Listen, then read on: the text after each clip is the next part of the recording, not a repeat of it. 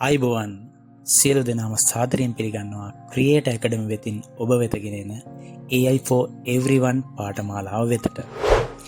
AI තාක්ෂණය එහෙම නැත්නම් කෘත්‍රිම බුද්ධිය කියන දේ අද වෙද්දී ගොඩක් ජනප්‍රිය සහ ගොඩක් වටින මාතෘකාවක් වෙලා තියෙන්නේ. ඇත්තටම ඇයි එහෙම වෙලා තියෙන්නේ? ඒ තමයි අපිටත් නොදැනීම ලෝකේ තාක්ෂණික වගේම සමාජීය පැත්තෙන් ඉතා විශාල වෙනසක් සිදු කරන්න සමත් වුණ දෙයක් විදිහට මේ AI තාක්ෂණය අද වෙද්දී දවසින් දවස දියුණු වෙමින් තියෙන එක. ඉතින් මේක තමයි අනාගත ලෝකේ මූලිකම බලවේගය වෙන්නේ. දැනටමත් AI තාක්ෂණය අපේ ජීවිතවලට විවිධ විදිහට බලපානවා. ඉස්සරහට මේකේ බලපෑම තව තවත් වැඩි වෙනවා. ඒ නිසා අපි හැමෝම විශේෂයෙන්ම අපේ දරු දැරියෝ මේ තාක්ෂණය ගැන දැනුවත් වෙන එක ඉතාම වටිනා දෙයක්. ඉතින් මේ AI තාක්ෂණය අපි ඉගෙන ගන්න ඇයි මෙච්චර වැදගත් වෙන්නේ කියන එකට ප්‍රධාන කරුණු කීපයක් තියෙනවා. පළවෙනි එක තමයි දෛනික ජීවිතයට ඒ කියන්නේ අපේ එදිනදා ජීවිතයට මේ AI තාක්ෂණය කරන බලපෑම. ඉතින් අපි හැමෝම පාවිච්චි කරන ස්මාර්ට්ෆෝන්, Facebook, Instagram වගේ සමාජ මාධ්‍ය, සෞඛ්‍ය සේවා, බස් රථ, දුම්රිය වැනි ප්‍රවාහන ක්ෂේත්‍ර, ඒ වගේම අධ්‍යාපන වගේ බොහෝ තැන්වල මේ AI තාක්ෂණය දැනටමත් භාවිතා වෙනවා. ඉතින් AI වැඩ කරන විදිය තේරුම් ගත්තාම අපිට මේ පද්ධති වලින් හොඳට වැඩ ගන්න පුළුවන්. ඒ වගේම තමයි අපි එදිනෙදා මේ ගැටෙන අපේ සමාජයේ තියෙන මේ පද්ධතිවල තියෙන අවදානම අඩු කරගන්නත් පුළුවන්. ඊළඟ එක තමයි රැකියා අවස්ථාව. AI තාක්ෂණය දියුණු වෙද්දී අලුත් රැකියා අවස්ථා ගොඩක් හැදෙනවා. AI ඉංජිනේරු, එතකොට data analystස්ලා, එතකොට machine learning specialistස්ලා, ඒ වගේ අයට දැන් ලොකු ඉල්ලුමක් තියෙනවා. AI ගැන දැනුම හැකියාව තියෙනවා නම් අනාගතවලකේ ඉතාම හොඳ රැකියා අවස්ථා ලබා ගන්න පුළුවන්. ඊගාව කාරණේ තමයි නව නිෂ්පාදන වලට දායක වීම. AI කියන්නේ ඇත්තටම අලුත් දේවල් හදන එන්ජිමක් වගේ දෙයක්. AI ගැන දැනුමින් අපිට පුළුවන් විසඳුම් හදන්නත්, සමාජයේ තියෙන ප්‍රශ්න විසඳන්නත් පුළුවන්. AI තාක්ෂණය පාවිච්චි කරලා ස්වයංක්‍රීය පද්ධති, රොබෝවරු සහ data analyze කරන මෙවලම් වගේ දේවල් හදන්නත් පුළුවන්, දියුණු කරන්නත් පුළුවන්. ඊළඟ කාරණේ තමයි තීරණ ගැනීමේ හැකියාව වැඩි දියුණු වෙනවා. AI පද්ධති විශාල දත්ත ප්‍රමාණයක් ගැන බලලා තමයි මේ තීරණ ගන්න උදව් වෙන්නේ. එතකොට AI ගැන මූලික දැනුමක් තියෙනවා නම් ඒ වගේ තීරණ ගැනීමේ ක්‍රියාවලින් හොඳට තේරුම් ගන්න සහ ඒ වගේ තියෙන සීමාවන් ගැන හොඳ අවබෝධයක් ගන්න පුළුවන්. ඊළඟ වැදගත්ම කාරණේ තමයි අනාගතයට සූදානම් වීම. AI කියන්නේ තවදුරටත් දියුණු වෙන ක්ෂේත්‍රයක්. ඒ කියන්නේ මේක දවසින් දවස අපිට හිතා ගන්න බැරි වේගෙන් දියුණු වෙනවා. මේ AI ගැන දැනුම තියෙනවා නම් අපිට අනාගතයේදී ඇති වෙන අභියෝග වලට සාර්ථකව මුහුණ දෙන්නත්, ඒ අවස්ථාවලින් සාර්ථකව ප්‍රයෝජන ගන්නත් පුළුවන් වෙනවා. ඉතින් ඒත් එක්කම මේ පාඨමාලාවේ විශේෂ අවධානය දීලා තියෙන්නේ අපේ දරු දැරියන්ට. ඇයි අපේ දරු දැරියෝ පාසල් යන වයසේ ඉන්න අපේ චූටි නංගිලා මල්ලිලා, ඒ වගේම දුවලා පුතාලා මේ හැමෝම AI තාක්ෂණය ගැන ඇයි දැනුවත් වෙන්න ඕනේ කියලා අපි චුට්ටක් බලමු. ඒ තමයි නිර්මාණශීලීත්වය සහ ගැටලු විසඳීමේ කුසලතාවය වර්ධනය වෙනවා මේ AI තාක්ෂණෙත් එක්ක මෙයාලා බද්ධ වෙනකොට. මේ AI ටූල් එක වැඩ කරද්දී දරුවන්ට නිර්මාණශීලීව හිතන්නත්, සංකීර්ණ ගැටලු විසඳන්නත් පුරුදු වෙනවා. ඒ වගේම තමයි AI පද්ධති නිර්මාණය කරද්දී ඒවට උපදෙස් දෙද්දී ඔවුන්ට නව අදහස් ක්‍රියේට් වෙන්න පටන් ගන්නවා. ඉතින් ඒ වගේම තමයි අර කලින් කිව්වා වගේ රැකියා අවස්ථාවලට සූදානම්. අනාගත රැකියා වෙළඳපළට සූදානම් වෙන්න නම් AI පිළිබඳ දැනුම අනිවාර්යෙන් අත්‍යවශ්‍යම වෙනවා. බොහෝ රැකියා ක්ෂේත්‍රවල AI දැනුම මත තමයි ඒ රැකියාව ඔබට ලැබෙනවද නැද්ද කියන එක තීරණය වෙන්නේ. ඒක හරියට මීට කලින් කාලෙකට කලින් දැන් අවුරුදු 20කට 30කට විතර කලින් කම්පියුටර් දන්නේ නැත්තම් ඔයාලට ජොබ් එකක්වත් ගන්න බැහැ කියලා කියපු කතාවලට මතක ඇති. අන්න ඒ වගේ අද දවසේ මේ කම්පියුටර් කියන එක තව තවත් දියුණුවට පත් වෙලා AI ගැන දැනුමක් නැත්නම් ඔයාට මේ ජොබ් එක නම් හම්බෙයිද නැද්ද දන්නේ කියන තැනට මේ ක්ෂේත්‍රය පත් වෙලා ඉවරයි. ඒ වගේම තමයි පාසල් ළමුන් මේ අපේ පුංචි දුවදරියන්ට පුළුවන් වෙනවා අලුත් නිෂ්පාදන ලොවට බිහි කරන්න. මේ AI තාක්ෂණය කියන්නේ එයාලට නිදානයක් වගේ තමයි. AI තාක්ෂණය තව දුරටත් දියුණු කිරීමටත් ඒ වගේම අලුත් යෙදවුම් නිර්මාණය කරන්නත් මෙයාලා පෙළඹෙන්න නම් මෙයාලා ඒක ගැන දැම්ම ඉඳන්ම දැනුම ලබා ගන්න ඕනේ. ඉතින් මම ඔයාලට කියන්නම් ඔයාලා ගොඩක් දෙනෙක් තවම මේ වෙනකල් දන්නේ නැති පොඩි එක උදාහරණයක්. අපි හැමෝම දන්නවා චීනය කියන රට. ඉතාම වේගෙන් සංවර්ධනය කරා යන වෙනස්ම ක්‍රමානුකූල සැලසුම් වලට වැඩ කරන රටක්. ඉතින් චීනයට වයස අවුරුදු 6 සිට කුඩා දරුවන්ට AI තාක්ෂණය ඉගෙන ගන්න එක අනිවාර්ය කරලා තියෙනවා මේ අවුරුද්දේ. කියන්නේ 2025 සැප්තැම්බර් 1 වෙනිදා සිට. ඉතින් ඇයි මේ වගේ ලොකු තීරණයක් ගත්තේ? ඒක තමයි මේ රටවල් ඉදිරි අනාගතයේ දකින විදිහ. තාක්ෂණික ආධිපත්‍ය. ඒ කියන්නේ චීනයේ AI තාක්ෂණය ලෝක නායකයෙකු වෙන්න චීනය අපේක්ෂා කරගෙන ඉන්නවා. ඉතින් මේ සඳහා කුඩා කාලේ ඉඳන්ම තමන්ගේ දරුවන්ට AI පිළිබඳ දැනුම ලබා දෙන එක අත්‍යවශ්‍යමයි කියලා මෙයාලා හිතනවා. මෙයාලා විශ්වාස කරනවා. ඉතින් මේක එයාලගේ ජාතික තාක්ෂණික උපාය මාර්ගයේ වැදගත්ම කොටසක් වෙලා තියෙනවා. ඊළඟ එක තමයි අතිශය දක්ෂතා තියෙන પરම්පරාවක් බිහි කරන්න නම් අද මේ වෙද්දී මේ පුංචි දරුදරියෝ හැමෝටම AI තාක්ෂණය ගැන අධ්‍යාපනය දෙන්න ඕනේ.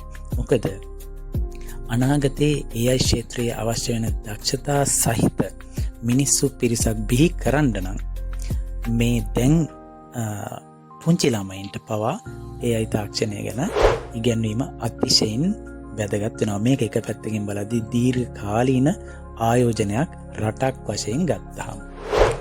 ඊගව කාරණේ තමයි චීනය මේ තීරණය ගන්න ගෝලීය තරඟකාරීත්වය. ඉතින් AI තාක්ෂණය ලෝකයේ බලවතුන් අතර විශාල තරඟකාරීත්වයක් ඇති කරලා තියෙනවා. චීනයට මේ තරඟයට සාර්ථකව මුහුණ දෙන්න නම් එයාලගේ අනාගත පරම්පරාව AI ගැන හොඳට දැනුවත් වෙලා ඉන්න ඕනේ.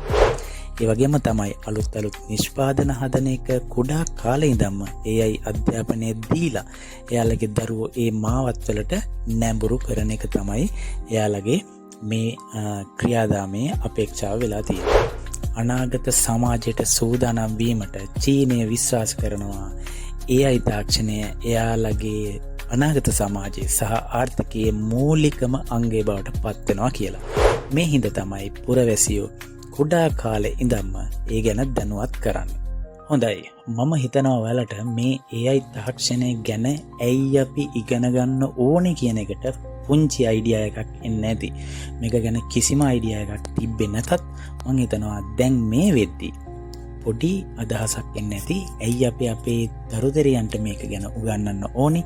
ඒ වගේම අපි ඉගෙන ගන්න ඕනේ ඇයි කියලා. ඉතින් මේකට ක්‍රියේට් ඇකඩමි අපි විසින් හදලා තියෙන මේ සුවිශේෂී පාඨමාලාව මොකක්ද මේකේ අන්තර්ගතය කියලා බලන්න තමයි මේ දැන් අපි සූදානම් වෙන්නේ. ඉතින් මේ පාඨමාලාව ඔයාලා දන්නවා තාම පුංචි මුදලකට ඔයාලට ගන්න පුළුවන්.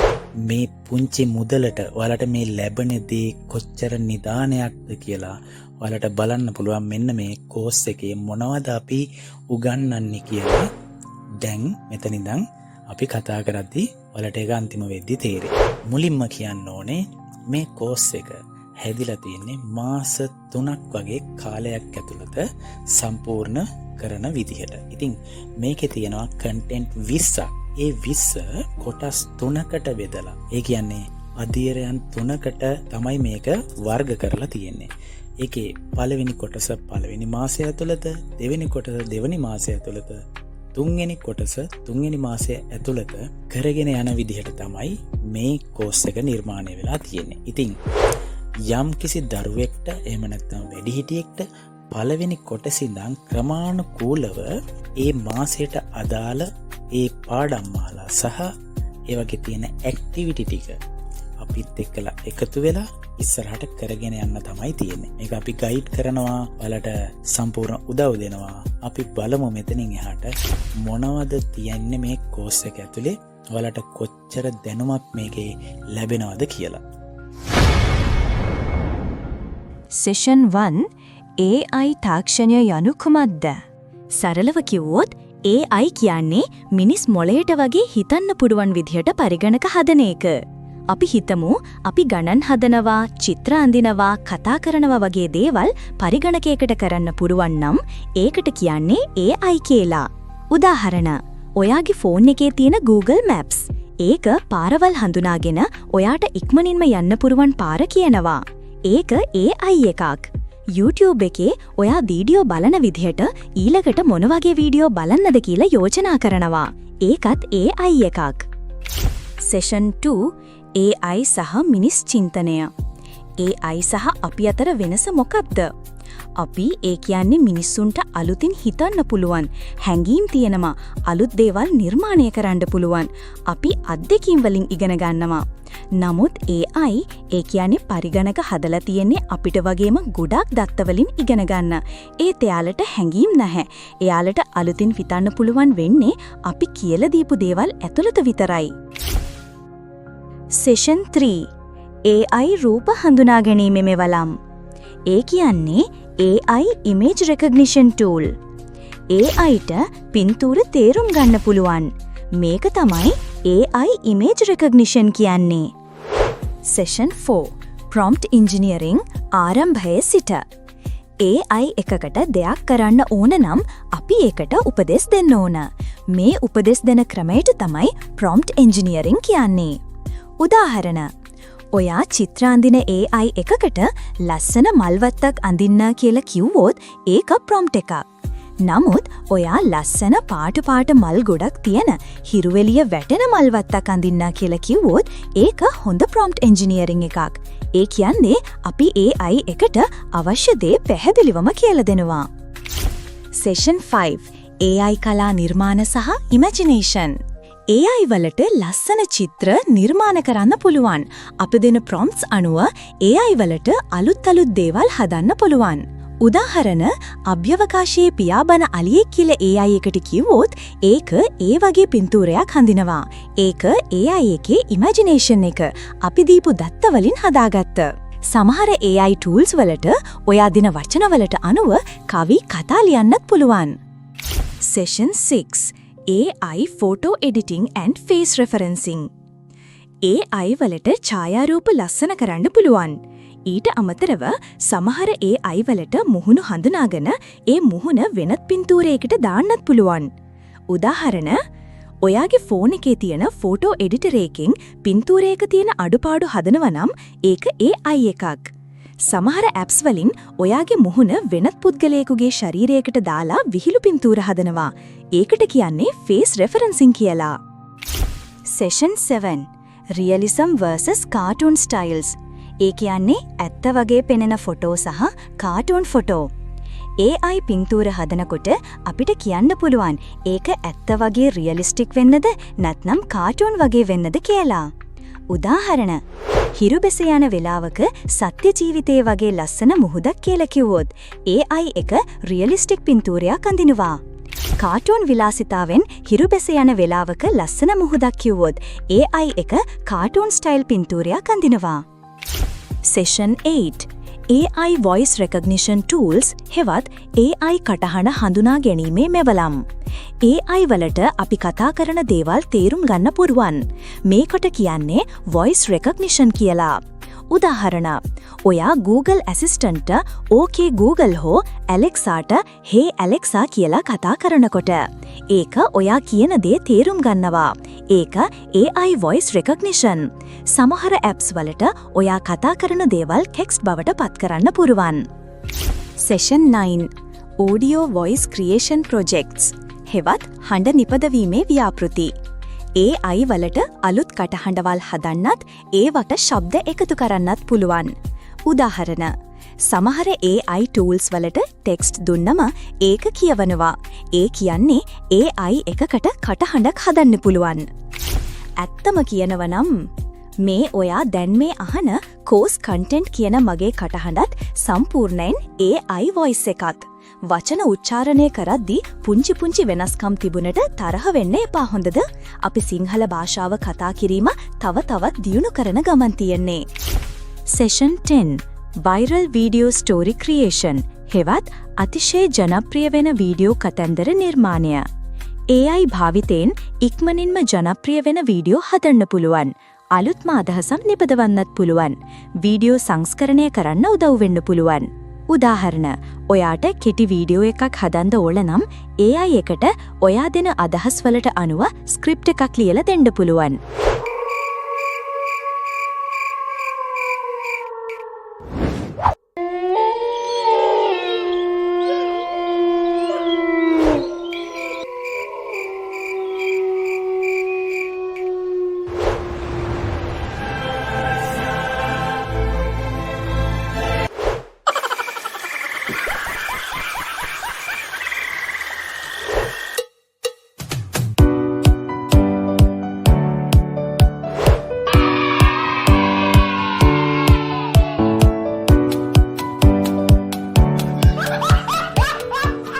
ඊට පස්සේ ඒ ස්ක්‍රිප්ට් එකට අනුව වීඩියෝ ක්ලිප්ස් වගේ දේවල් AI ටූල් එකෙන්ම තෝරලා වීඩියෝ එකක් හදන්න පුළුවන්. ඒකට AI ටූල් එකෙන්ම මියුසික් එකක් දාලා ලස්සන වීඩියෝ එකක් නිර්මාණය කරගන්න පුළුවන්. Session 11 Using AI for Schoolwork හෙවත් පාසල් වැඩ සඳහා AI භාවිතය. දරුවන්ට ඉගෙන ගන්න AI විශාල උපකාරයක්. ඒකෙන් පාසල් වැඩ පහසු කරගන්න පුළුවන්. උදාහරණ, නොතේරෙන වචනයක් ගැන AI එකෙන් අහන්න පුළුවන්. AI එකට ඒ ගැන පැහැදිලි කිරීමක් දෙන්න පුළුවන්. ගණිත ගැටලුවක් විසඳ ගන්න උදව් ගන්න පුළුවන්. වාර්තාවක් ලියනකොට අදහස් හොයාගන්න පුළුවන්. හැබැයි AI වලින් උදව් අරගෙන මේ වැඩ ටික නම් ඔයා කරන්න ඕනි. Session 12 වැඩිහිටියන්ගේ රැකියා සහ ව්‍යාපාර හෝ වැඩ සඳහා AI. වැඩිහිටියන්ටත් AI එකෙන් රැකියා කටයුතු වලට ගොඩාක් උදව් ගන්න පුළුවන්. එමගින් කාලය ඉතිරි කරගන්නත්, වැරදීම් වලින් සිදුවන පාඩු සම්පූර්ණයෙන් නවත්වා ගන්නත් පුළුවන්. ඒ වගේම Tamanගේ වැඩ කටයුතු සාර්ථක කරගන්නත් පුළුවන්. උදාහරණ, රැකියාවට අවශ්‍ය ඊමේල් එකක් ලියන්න අදහස් ගන්න, ප්‍රසන්ටේෂන් එකක් හදන්න, තොරතුරු එකතු කරන්න. දත්ත ගොඩක් තියෙනකොට ඒක තේරුම් ගන්න AI එකෙන් උදව් ගන්න. Session 13 Sinhala medium AI භාවිතයන්. AI තාක්ෂණය සිංහල භාෂාවටත් ගොඩක් ප්‍රයෝජනවත්. උදාහරණ, සිංහලෙන් ටෙක්ස්ට් එකක් ඉංග්‍රීසි වලට පරිවර්තනය කරන්න පුළුවන්. සිංහලෙන් කතා කරනකොට ඒක ටෙක්ස්ට් බවට පත් කරන්න පුළුවන්. සිංහලෙන් ප්‍රශ්නයක් ඇහුවම AI එකට සිංහලෙන්ම උත්තර දෙන්න පුළුවන්. Session 14 Security of AI Tools හෙවත් AI මෙවලම් වල ආරක්ෂාව. AI tools පාවිච්චි කරනකොට අපේ තොරතුරු වල ආරක්ෂාව ගැන හිතන්න ඕනේ. අපේ පෞද්ගලික තොරතුරු AI tools වලට දෙනකොට කල්පනාකාරී වෙන්න ඕනේ. හොඳ විශ්වාසවන්ත AI tools විතරක් පාවිච්චි කරන්න. හැම AI tool එකක්ම 100%ක්ම නිවැරදි වෙන්නේ නැහැ. ඒ නිසා හැම විටම ලැබෙන තොරතුරු දෙවරක් පරීක්ෂා කරන්න.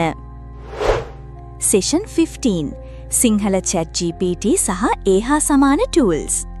chat GPT කියන්නේ AI එකක්. අපිට ඒ එක්ක කතා කරන්න පුළුවන්. සිංහලෙන් chat GPT වගේ තව tools තියෙනවා. උදාහරණ, ඔයාට විවේකයක් තියෙන වෙලාවක chat GPT එකෙන් සිංහලෙන් ඕනෑම ප්‍රශ්නයක් අහන්න පුළුවන්. කවියක් ලියන්න කියන්න පුළුවන්, කතාවක් කියන්න පුළුවන්. පාසල් වැඩකට තොරතුරු හොයන්න පුළුවන්. Session 16 AI Video Generation Tools. AI වලට පින්තූර වගේම වීඩියෝත් හදන්න පුළුවන්. උදාහරණ, ඔයාට අදහසක් දුන්නම AI එකට ඒකට ගැලපෙන වීඩියෝ දර්ශන එකතු කරලා කෙටි වීඩියෝ එකක් හදන්න පුළුවන්. ටෙක්ස්ට් එකක් දීලා ඒක කියවන රූපයක් එක්ක වීඩියෝ එකක් හදන්න පුළුවන්. දැන් YouTube එකේ මේ වගේ වීඩියෝ ගොඩක් තියෙනවා. Session 17 Lip Syncing and Face Swap. AI වලට වීඩියෝ වල ඉන්න කෙනා කියන දෙයට අනුව තොල් චලනය කරන්න පුළුවන්. ඒකට කියන්නේ lip syncing කියලා. ඒ වගේම එක මුහුණක් වෙනත් මුහුණකට මාරු කරන්නත් පුළුවන්. ඒක ෆේස් ස්වැප් කියලා හඳුන්වනවා. උදාහරණ: ඔයා කතා කරන වීඩියෝ එකකට ඔයා නොකියන වෙනත් දෙයක් AI එකෙන් කියවනවා වගේ හදන්න පුළුවන්. ඔයාගේ මුහුණ වෙනත් චිත්‍රපටයක නළුවෙකුගේ මුහුණට මාරු කරන්න පුළුවන්. Session 18 Canva AI Tools with Design. Canva කියන්නේ ඩිසයින් කරන්න පුළුවන් ටූල් එකක්. මේකට දැන් AI tools එකතු වෙලා තියෙනවා. උදාහරණ: Canva එකේ ඔයාට ප්‍රසන්ටේෂන් එකක් හදනකොට AI එකට කියන්න පුළුවන් මල් ගන ස්ලයිඩ් එකක් හදන්න කියලා. AI එක ඒකට පින්තූර ටෙක්ස්ට් දාලා දෙනවා. ලෝගෝ එකක් හදනකොට AI එකට අදහස් දෙන්න පුළුවන්. ඔයා සති ගාණක් මහන්සි වෙලා කරපු ඩිසයින් වැඩ තප්කර කීපයකින් කරගන්න පුළුවන් වෙනවා. Session 19 AI with PowerPoint and Educational Tools. PowerPoint වගේ presentations හදන tools වලටත් AI එකතු වෙලා තියෙනවා. උදාහරණ: ඔයාට PowerPoint slide එකක් හදනකොට AI එකට කියන්න පුළුවන් අභ්‍යවකාශය ගැන slide එකක් කියලා. AI එක ඒකට පින්තූරා කරුණු එකතු කරනවා. පාඩම් කරන apps වලටත් AI එකතු කරලා තියෙනවා. ඒකෙන් ඔයාට තේරෙන්න නැති දේවල් පැහැදිලි කරලා දෙන්න පුළුවන්.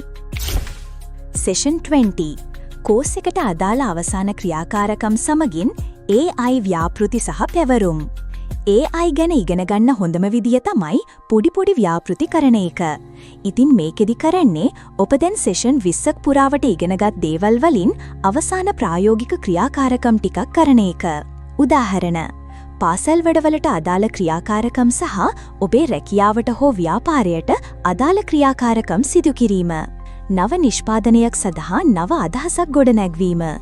ChatGPT වගේ AI chatbot එකක් පාවිච්චි කරලා ඔයාගේ කැමති කතාවක් ලිවීම.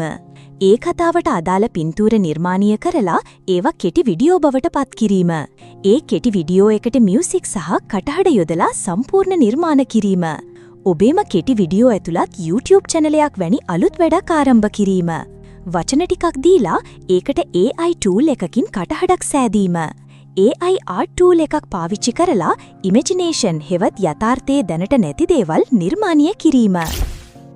ඔන්න එහෙනම් මේ අපි කතා කරපු සෙෂන් 20 තමයි මේ පාඨමාලාවේදී ඔයාලට ඉගෙන ගන්න පුළුවන් වෙන්නේ. දැන් ඔයාලට තේරෙනවා කෝස් එකේ ගාස්තුව ඉතාම අඩු මුදලක් වුණාට මේ පාඨමාලාවෙන් ඔයාලට ලැබෙන දැනුම අති විශාලයි කියන එක. ඕනෑම කෙනෙක්ට තමන් දැනට කරගෙන යන ව්‍යාපාර හෝ රැකියා හෝ ඕනෑම කටයුත්තක් අති සාර්ථකව නිර්මාණශීලීව කරගන්න මේ කෝස් එකෙන් දැනුම ලබා ගන්න පුරුවන්. එහෙනම් දැන්ම පාඨමාලාවට රෙජිස්ටර් වෙලා මේ අපූර්ව ක්ෂේත්‍රය ගැන ඉගෙන ගන්න පටන් ගමු. ඔබේ පොඩටත් AI තාක්ෂණය ගැන නිවැරදිව දැනුම දෙමු.